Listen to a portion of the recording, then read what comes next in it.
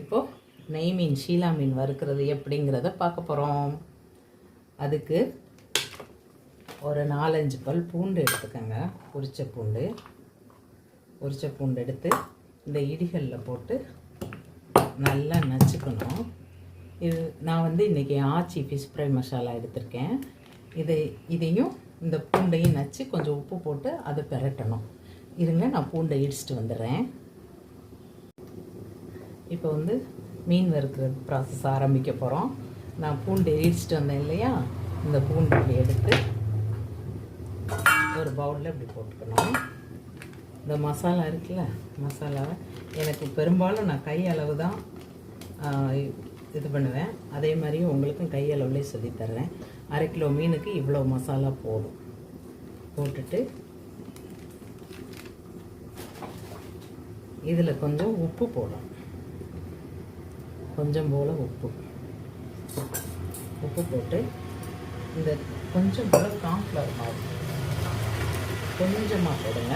இந்த அளவு போதும்.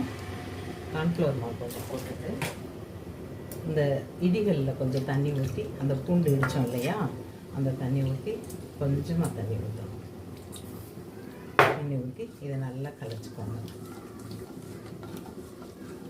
நல்லா கரைச்சிட்டு இப்போ இந்த மீனை எடுத்து இதில் போட்டு மறக்கணும். மீன் எடுத்து இதில் போட்டு நல்லா பெரட்டணும். நல்லா மசாலா ஒட்டுறது மாதிரி நல்லா பெரட்டி எல்லா இடத்துலையும் படுற மாதிரி நல்லா பெரட்டி ஒரு 1/2 மணி நேரம் ஃப்ரிட்ஜில் வைங்க. ஃப்ரிட்ஜில் வச்சு எடுத்து வறுத்தோம்னா நல்லா உப்பு மிளகாய் எல்லாமே அதில் சாந்துடும். அதுக்கு பிறகு நம்ம வறுத்தோம்னா நல்ல டேஸ்ட்டாக இருக்கும். இப்போது நம்ம அந்த நெய் மீன் ஷீலா மீனை வறுக்க போகிறோம். அதுக்கு நான் இரும்பு கடாயில் எண்ணெய் ஊற்றிக்கிறேன். கடலெண்ணெய் தான் யூஸ் பண்ணுவேன் நான். கடலெண்ணெய் ஊற்றிக்கிறேன்.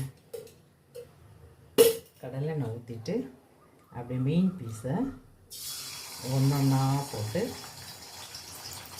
அப்படியே வறுக்க வேண்டியது தான்.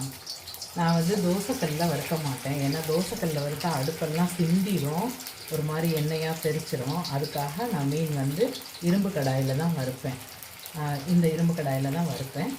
அதே மாதிரி தான் நான் இப்போ வறுத்துட்ருக்கேன். இப்போ மீனை திரட்டி போட்டுடலாமா?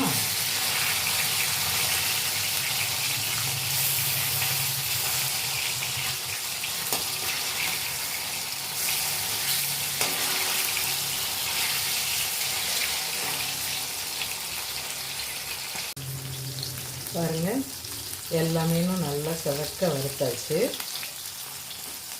இப்போ இதை ஒரு பவுலில் எடுத்துடலாம். வாங்க, எல்லோரும் மீன் வறுவல் சாப்பிட போகலாம். பாய்.